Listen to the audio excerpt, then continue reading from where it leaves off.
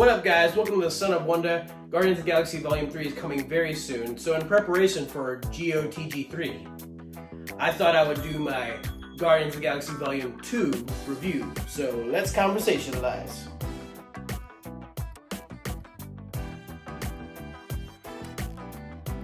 Alright, guys.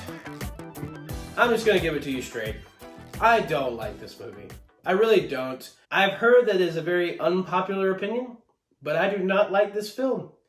I think it is a major dip in quality from the first one. Basically everything that made the first one so good, that they did so well, they took risks, but those risks paid off. The mortal opposite happened in this movie. All the stuff that could have been cheesy and weird and dumb in the first one was in the second one. And that's very weird when you do a risky formula the first time, nail it, try to do the same thing the second time, then mess it up. That's strange. That's definitely strange to me. I mean, just in general from like the start of this movie, the prologue with Star-Lord's parents, that's fine. But the dialogue that the Guardians have before they're about to fight that giant monster that's gonna suck out the batteries of the Sovereign or whatever, just that dialogue in general is like, oh, that's not as good as the first Guardians. But I mean, again, the first Guardians is an insanely high bar, so I don't expect every movie to live up to that. At the same time, when you establish that you can do the formula of the first Guardians so well, you kind of expect that with the second.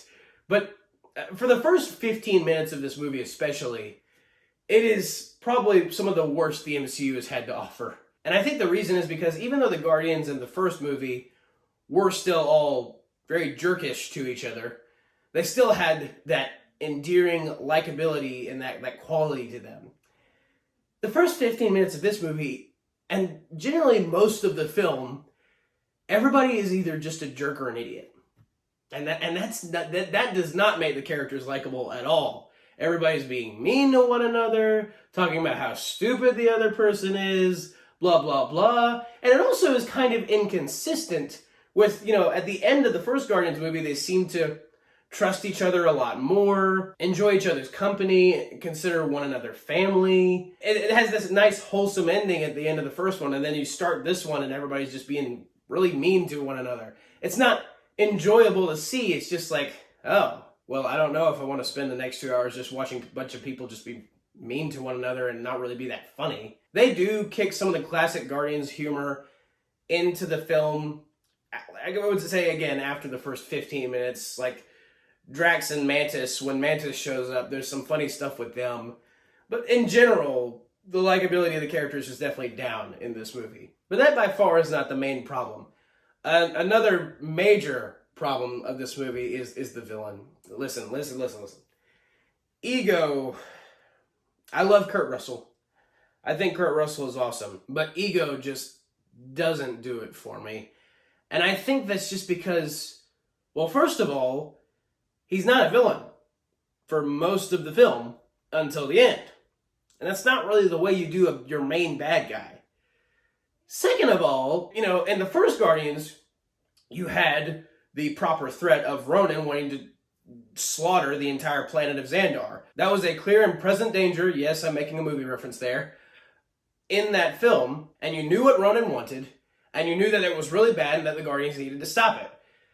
Ego's whole plan, though, is like, he started out as this being roaming across the universe, and he found the rest of the life disappointing, so he decided to become the rest of the life in the universe. Like, I don't know. It's just, not only is it just weird, it's also just kind of unsettling when you actually look at the stuff he did. And that basically goes along with the other problems of this film, is that there's just way too many innuendos. Just period. You can definitely overdo something like this in this film, and they definitely overdo it. And it starts like from the very beginning of the film.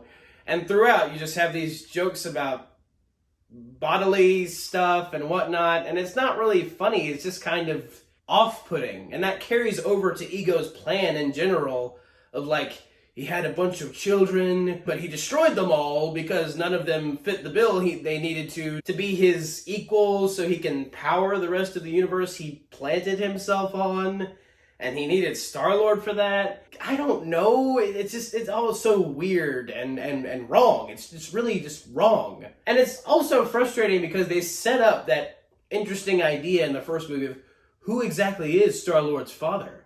And, like, is he a good guy? Is he a bad guy? Why is he so powerful? And all the stuff they do with it in this movie is just like, oh, well, that's way more unsettling than it is cool. And even the massive scope and scale of the threat in Ego is undermined by the fact that nobody else in the universe knows what's going on. All they see is this blue goo trying to destroy each of their planets or whatever. So because of that, it still feels like an isolated incident with the Guardians saving the galaxy unbeknownst to the galaxy. And I feel like that was a bad move because in the first movie, everybody knew what was going on. Everybody knew that Ronan was bad news and that they needed to defeat him. And because of that, it felt big. And to continue a franchise, to go from size and scope and scale of the battle in the first movie to this, what feels like an isolated incident in the second, that's not how you want to go along with your franchise. That's not how you want to continue if you start with something really big and good and then just jump to something that's really just dumb and stupid. I don't know. But that's not to say there aren't any good things about this movie. I think Yondu's character treatment in this film is probably the best part of it. As a guy who lost his dad not too long ago, it made me even more emotional watching Guardians 2 this go-round to review it, seeing Yondu die and saving his son and Star-Lord in the process, his surrogate son. That was very emotional to see, and they really do nail that emotion when he dies. You feel it, definitely, and the payoff of Sylvester Stallone's character being at Yondu's funeral, even though he said before he wasn't, and not just him, but like all of Yondu's previous Ravager friends being there because of Yondu's sacrifice and because of him choosing to save Quill and be a noble character. That is all really sweet and awesome, especially Kraglin's reaction to it all, you know, for them honoring his captain. He's like, yeah, that's really cool. I will say, though, it's a little strange because some of the characters, like their desires and how they perceive things is kind of different in this movie and inconsistent with what they established in the first film, because in the first film, it seems pretty evident that Yondu has not that many qualms, at least, with killing Star-Lord. And he seems, at one moment in the first film, he literally seems 1 second away from whistling his arrow into Star-Lord's neck. And, you know, Star-Lord saves himself by making a deal with Yondu to steal the orb from Ronan. But Yondu is very rough with Star-Lord in the first movie, and he really only likes Star-Lord when Star-Lord is doing something for him. And any other moment, he's like, if you cross me, we'll kill you all. He's very, you know, rough and mean, but he's a great side character in the first movie. He's not a bad character by any means. It's just that shift from being gruff and grumpy and I'm going to kill you all in the first movie to admitting that he really thinks of Star-Lord as his son and that he never actually wanted to hurt him. It's a bit of a jarring shift. Added to that, even Rocket's portrayal in this movie is a little different from the first one in the sense that, yes, he was a jerk in the first one, but like I said before, he was a likable jerk. But still, even in the first one, he had more of a brutal honesty type humor to him. That he would say whatever everybody else was thinking and say it in like the worst way possible. But at the beginning of this movie, he really is just a jerk. Like, he's constantly telling Star-Lord that he's terrible. He doesn't want to listen to anybody. In fact, most of the reason the events of the movie even take place is Rocket, at the beginning of the movie, steals the Sovereign batteries because he didn't like the way the Queen of the Sovereigns was treating the Guardians. And even though, yes, it does kind of fall in line with what they established with him in the first movie, him being a jerk, but also him just not taking any mess from anybody, still, it's like, oh, so like he was the character, he's like largely for the reason for a lot of the bad stuff happening in the movie. And I just don't like it when they do that with characters that you previously enjoyed spending time with. Also, even Gamora and Nebula's relationship at the start of this movie is kind of different from the ending of the last movie where Gamora had pleaded with Nebula several times, like, join us, help us fight Ronan, you don't have to be this way, you don't have to be bad, essentially.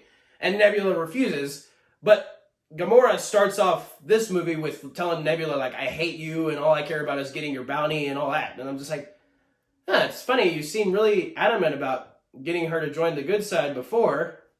So yeah, just differences in, I guess you could call it character motivations or whatever. Differences in that kind of thing that I feel like are inconsistent with the first one. And I prefer the motivations of the first one, except Yondu. Even though it is inconsistent in this movie, his motivations, I still think that this movie does use the idea of Yondu actually always being the father that Peter Quill wanted, Star-Lord wanted. I think that idea in and of itself is a really good one, and they handle it for the most part really well. I would have liked more time with Yondu and Quill together in this movie than just them coming together at the end, because it's really only until around the end that you realize that Yondu was the father that Quill never had. So you would have liked to have seen more time with them spent together, kind of being aware of that, or being, largely aware of that. Having that father-son-ish banter and relationship that they have near the end of this movie. But I do absolutely love the moment where Yondu is flying on his arrow, flying down to the surface, and Star-Lord's like, you look like Mary Poppins. And Yondu says, is he cool? Heck yeah, he's cool. I'm Mary Poppins, y'all. That is, like this movie or not, one of the greatest lines in all of the MCU. Added to that also when Drax tells Mantis to look out after she's already gotten hit in the head with a rock and knocked out. That is also flipping hilarious. But speaking of Drax, that's kind of another thing. This is not just a criticism of this movie. This is a criticism for Drax's usage across the board of the MCU other than the first movie. In the first movie, Drax was a goofball. Yes, he took everything very literally. He was the butt end of a lot of jokes. But he still had a drive in avenging the loss of his family, and you felt for him a lot in that movie. So he was still a character that you could connect to and root for. But his usage in the rest of the MCU really is just more of a goofball punching bag. Especially in this movie. In fact, a lot of the times in this movie where he does say something noble and just, it's usually then followed by a Drax joke. And there are definitely moments where I kind of wish they would just let him have those moments of, yeah, he's going to protect his friends and he's going to save the day, instead of just constantly making jokes at his expense. I definitely prefer the way they did him in the first movie, to where he was still like a hero along with the rest of the Guardians, rather than just a goofball punching bag side character. However, there is a moment in this movie where he is carrying Mantis to safety and he's sinking in the sand, but he actually lifts Mantis up, so she's like the last person to sink as he's sinking. And that is a nice little detail that does still give him some heroism. So again, not all of this movie is bad. I just think most of it is bad. There are definitely some fun sequences, like when Yondu and Rocket are slaughtering all of the Ravengers after they captured them in the middle of the movie. When Yondu's sending his arrow, stabbing through all of the different bad guys, and it's just raining Ravengers as they're walking through, and Star-Lord's music is playing. That's just fun. That is very fun.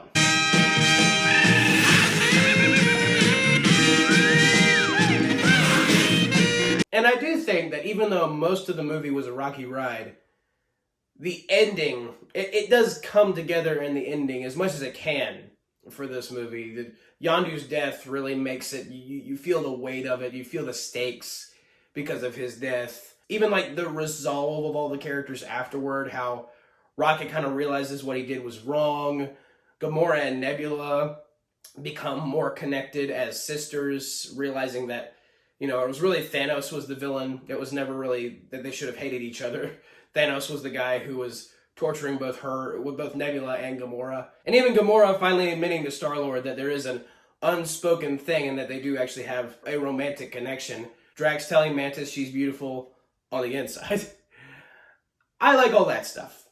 I think that, like I said, even after the bumpy ride of most of the rest of the movie, they do patch a lot of things up at the end. Also, real quick, I love the scene where after Ego has just told Star-Lord that he was the one who in fact killed Star-Lord's mother, zero hesitation, Star-Lord is just like, okay, Ego gets blasted, machine gun Ego. And the weird part about that is like, okay, Star-Lord handled hearing somebody close to him was killed, and confronting the person who did it, he blasted him a lot. In Infinity War, for some reason, he was punching Thanos with his gun, which still doesn't make any sense. I love Infinity War, but that part really is bad. It doesn't make any sense. And even James Gunn has said that he wished that part was different, and he wouldn't have written Star-Lord like that. And also, with some of the stuff that James Gunn has said in recent interviews and stuff, he said that apparently Rocket Raccoon is the secret protagonist of the Guardians trilogy. And I think that's interesting because rewatching this movie now, I never noticed it before, but the last and final shot of the actual film itself, not counting the post-credit scenes, but the actual film itself, is on Rocket. It's on Rocket, and he's got a tear falling down his face. And that's the ending of the film as he's watching the firework light show presented by the other Ravengers for Yondu's funeral. But it's interesting to me that it ends on Rocket's face, and James Gunn did say that Rocket was the secret protagonist of all three Guardians films. It does make me think that Rocket's character arc in the first one of learning to trust his friends more, his character arc in this one of not being a total jerk, will probably have a very good payoff and end for Guardians 3 if James Gunn does it right. But overall, I think they missed the mark with this movie. But at the same time, they still had really good emotional payoff at the end of it, like in the first one. So that's at least good. But thank you guys for watching. Have a very blessed day. May the Lord be with you. May the Force be with you. Goodbye. And that's a wrap.